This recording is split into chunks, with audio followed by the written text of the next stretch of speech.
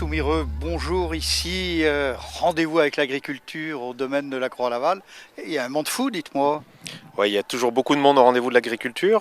On a entre 120 et 200 000 visiteurs sur l'ensemble du week-end.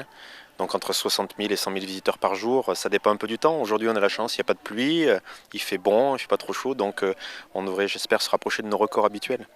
Beaucoup d'enfants, dites-moi votre métier. Alors vous êtes là, je vois Terravitis, vous êtes l'homme de la Chambre d'agriculture qui est le référent Terravitis. Alors en quelques mots, que cela signifie-t-il? Donc la Chambre d'agriculture accompagne un certain nombre de groupes de viticulteurs, et notamment un groupe qui a créé une démarche de viticulture durable en 1998 dans le Beaujolais. Cette démarche, c'est Terravitis. Donc Terravitis, c'est de la viticulture durable. Donc ce sont des vignerons qui favorisent les phénomènes de régulation naturelle des ravageurs de la vigne avec la faune auxiliaire, qui essaient de favoriser... Ravageur, c'est pas uniquement le phylloxéra, hein. Non, il y a beaucoup de ravageurs malheureusement qui viennent consommer les raisins ou consommer les feuilles et empêchent le raisin de mûrir. Ils essaient de favoriser tout ce qui permet de réguler naturellement la vigne vis-à-vis des maladies ou des ravageurs. Une véritable démarche qui va dans le sens de l'histoire pour se rapprocher de la nature, hein, celle qui nous donne à manger tous les jours et qui nous donne bien à manger.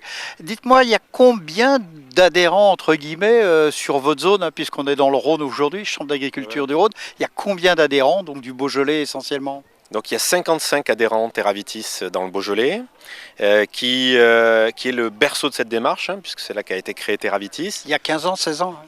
Il y a 15 ans, ouais, 16 ans exactement, oui, on a fêté les 15 ans l'année dernière.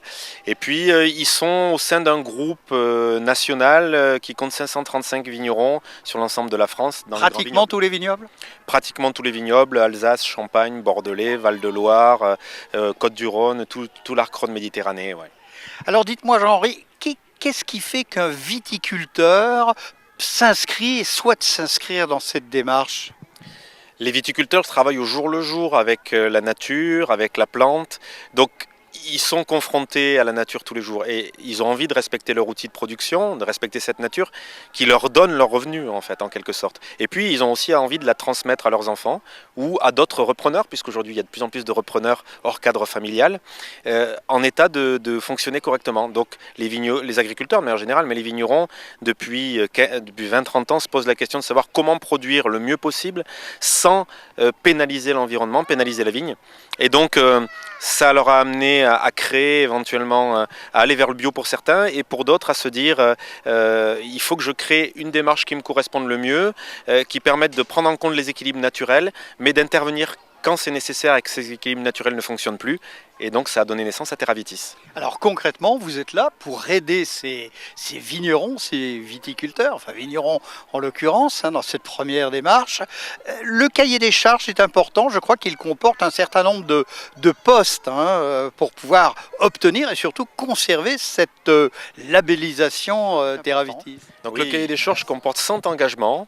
Donc quand le viticulteur adhère, il s'engage à respecter ces 100 engagements. Alors un ou deux exemples, par exemple, il est interdit de désherber l'ensemble des surfaces de vigne, donc le viticulteur peut mettre en place soit de l'enherbement entre les rangs de vigne, soit du travail du sol avec des outils de travail du sol, charrues, intercepts, etc. On revoit des fois un peu dans le Beaujolais des chevaux, hein, maintenant. Tout à fait. Je crois que un sus dénommé Pérou fait oui. du cheval dans ses vignes. Oui, le cheval se redéveloppe sans aller jusqu'au cheval. Ça peut être un tracteur avec des outils de travail du sol. Le cheval, ça reste quand même quelque chose qui est un peu encore folklorique, quoi. C'est pour les journalistes. Ouais, peut-être. Et ensuite, on a aussi des règles qui obligent les viticulteurs Terravitis à ne pas traiter n'importe quand. Ils doivent aller observer les vignes. Je vais prendre l'exemple d'un ravageur, l'araignée rouge, qui suce la sève de la vigne et donc l'affaiblit et lui permet pas de produire du raisin.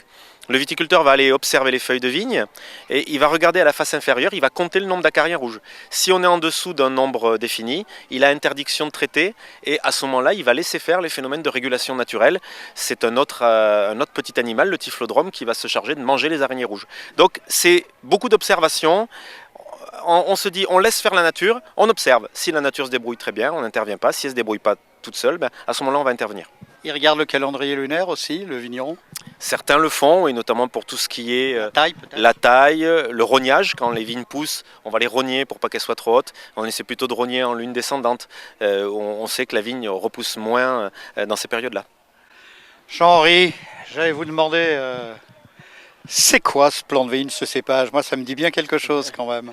Donc ça, c'est un plan de gamay en fait, hein. Donc le gamay, Ah, Gamay Beaujolais. voilà, le gamay, c'est le cépage du Beaujolais. On en trouve un peu ailleurs, Touraine. Oui, d'ailleurs, puisque l'interprofession du Beaujolais organise depuis quelques années maintenant le concours des gamets du monde. Voilà, l'international des gamay, ouais. Donc où sont dégustés des vins à base de gamay produits dans le monde entier. En France, on en trouve donc Touraine, un petit peu Gaillac, les Gaillac primeurs, Savoie, Bugey, les petits vignobles de Rhône-Alpes, hein, qu'on aime bien aussi ici. Et puis après, bon, bah, on en trouve un peu dans le monde entier. Le pays où on retrouve le plus de gamay, hors la France, c'est la Suisse.